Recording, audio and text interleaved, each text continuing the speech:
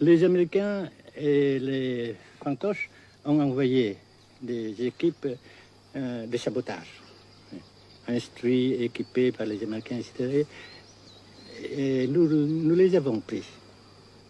Peut-être vous avez entendu parler, n'est-ce pas, des procès. Oui. Et vous en avez pris souvent, à diverses reprises? Assez souvent.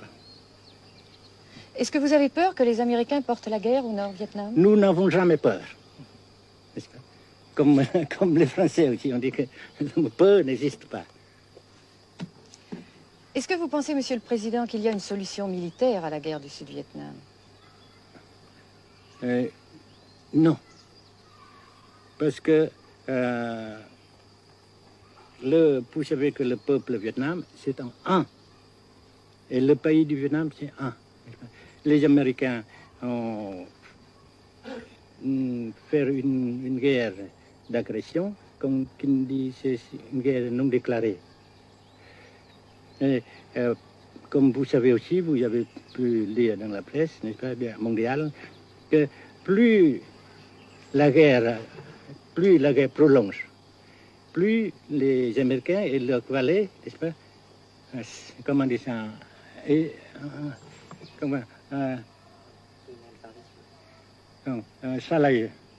s'enliser, et plus ils supportent des échecs, comme vous savez récemment, n'est-ce pas?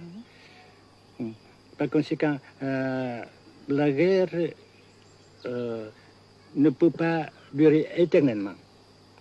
Et je suis très heureux que les politiciens haut placés français ont reconnu cela. Vous pensez que le général de Gaulle pourrait en quelque sorte, à un certain moment, arbitrer le conflit? Arbitrer, qu'est-ce que vous comprenez par le mot arbitrer? Nous ne sommes pas des équipes de football.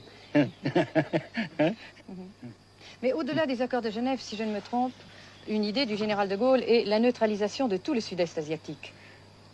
Est-ce que c'est une idée qui vous semble intéressante? Comme j'ai déjà dit quelquefois, c'est une idée intéressante. Mais ça dépend encore de la volonté de ces peuples et la manière comment on procède à réaliser. C'est une grande question, n'est-ce pas?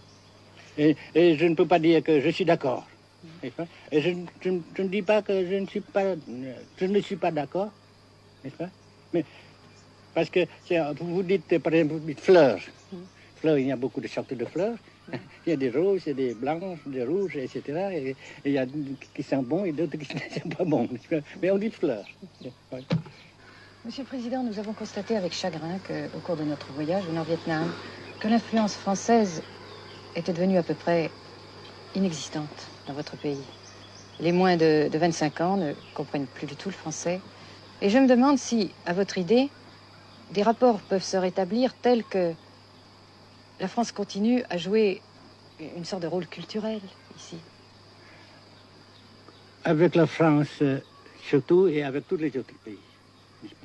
Nous voulons avoir une coopération amicale, culturelle, économique, etc. Mais je suis sûr que vous ne voulez pas avoir, n'est-ce pas, que la France ait l'influence qu'elle avait avant. C'est une autre chose. Naturellement, c'est une autre époque. Mais coopération culturelle, économique, qu'est-ce qu'il y a encore, sportive par exemple, oui. etc., n'est-ce pas, nous désirons. Si la guerre se cristallise au sud et se poursuit encore pendant quelques années, pensez-vous que l'avenir économique du Nord-Vietnam soit viable? Je suis sûr que ça non seulement viable, mais ça progresse. Parce que vous avez vu vous-même, vous avez constaté vous-même qu'ici, nous travaillons beaucoup, notre peuple travaille beaucoup, avec abnégation, n'est-ce pas, et avec dévouement, avec enthousiasme. Et d'un côté, nous travaillons pour, comment dirais-je, principalement, n'est-ce pas, de nos propres forces, de nos propres... Et aussi, nous avons, n'est-ce pas, l'aide fraternelle des pays socialistes, n'est-ce pas.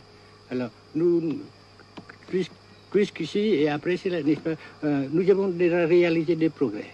Pas très grand comme nous voulons, mais nous avons réalisé des progrès.